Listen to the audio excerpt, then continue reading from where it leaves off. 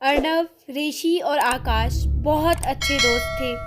तीनों same college में पढ़ते थे और कॉलेज से उन्होंने एक ट्रिप प्लान की थी। होली के चलते उन्हें कॉलेज से एक हफ्ते की छुट्टी मिली थी। ऋषि ने आगरा जाकर होली मनाने का आइडिया दिया।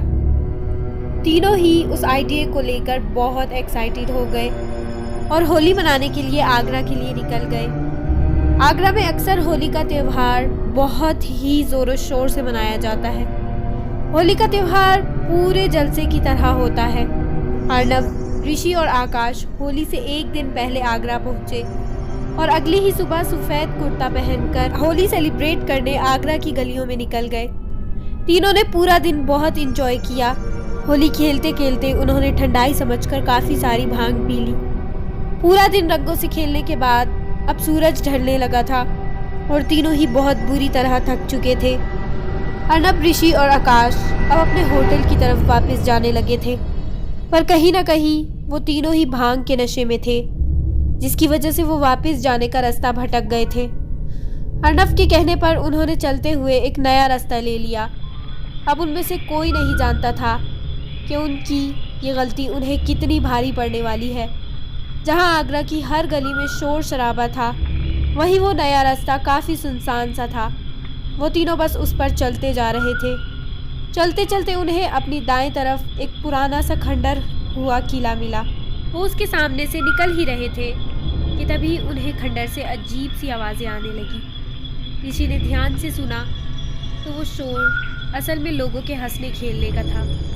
उस खंडर से ऐसी आवाज़ें सुनकर उन तीनों को काफ़ी अजीब लगा और वो तीनों ये देखना चाहते थे कि आखिर अंदर हो क्या रहा है। वो तीनों उस खंडर की दीवार के पास जाकर खड़े हो गए। वो दीवार एक जगह से थोड़ी सी टूटी हुई थी और अर्नव ने वहाँ से अंदर देखा तो उसके होश ही उड़ गए। उस खंडर के अंदर 50 से भी ज़्यादा लोग आपस में होली खेल रहे थे। किसी को भी अपनी आंखों पर यकीन ही नहीं हो रहा था। आखिर ये खंडर में सूरज ढलने के बाद इतने लोग होली क्यों खेल रहे थे? पर इससे पहले कोई कुछ समझ पाता, आकाश उस टूटी हुई दीवार से अंदर घुस गया और नाचते हुए उन लोगों के पास चला गया और सबके साथ नाचने लगा। उसके पीछे पीछे अर्नव और ऋषि भी अंदर चले गए। दोस्तों, उन सब के नाचते नाचते उस खंडर के अंदर अचानक से अंधेरा छाने लगा, जैसे एकदम से रात हो गई। वहीं ऋषि का पैर नाचते हुए फिसल गया और वो एक औरत से टकरा गया। ऋषि ने फौरन ही माफ़ी मांगी, पर वो औरत खड़ी होकर ऋषि को घूरने लगी और देखते ही देखते सभी नाचते हुए लोग वहीं रुक गए और सिर्फ ऋषि, आकाश और अर्नव को घूरने लगे।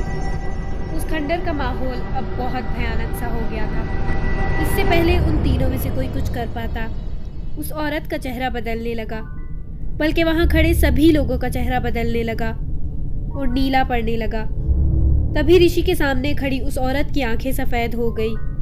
ये सब देखकर उन तीनों दोस्तों की रूह कांप गई।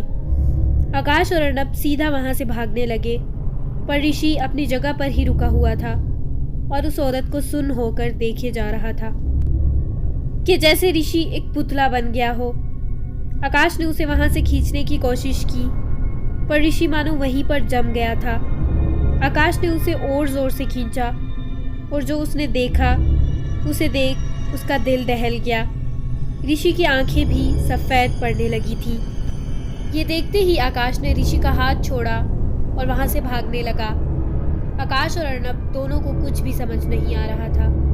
वो जहाँ भी नज़र डाल रहे थे, वहाँ वो नीले खड़े लोग उन्हें भयानक सफ़ेद आंखों से देख रहे थे। वो बस कुछ भी करके उस खंडर से बाहर निकलना चाहते थे।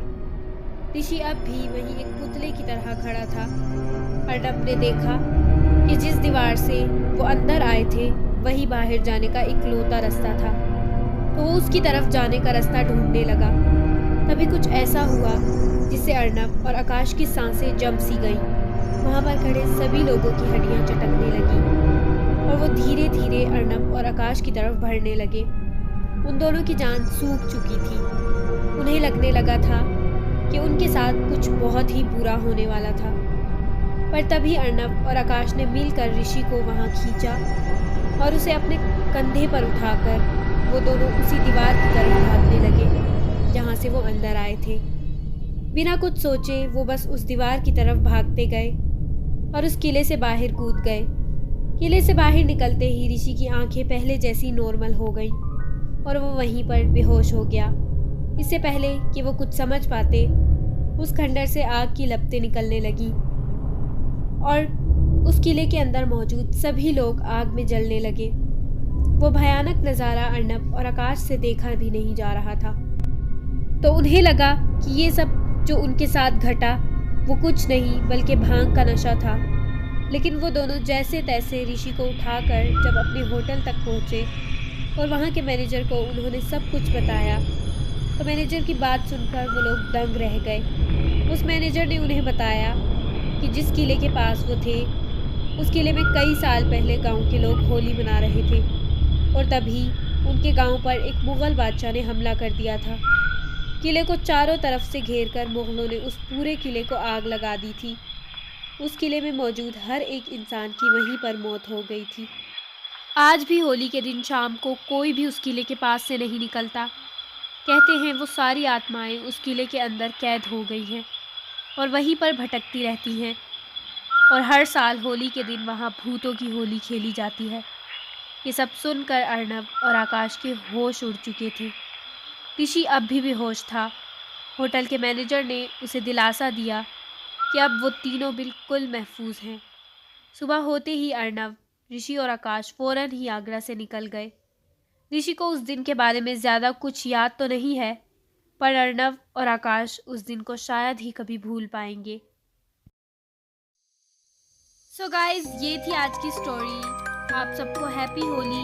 मेरी ये वीडियो आपको पसंद आई हो तो लाइक, शेयर एंड कमेंट करें। मेरे चैनल को सब्सक्राइब करें एंड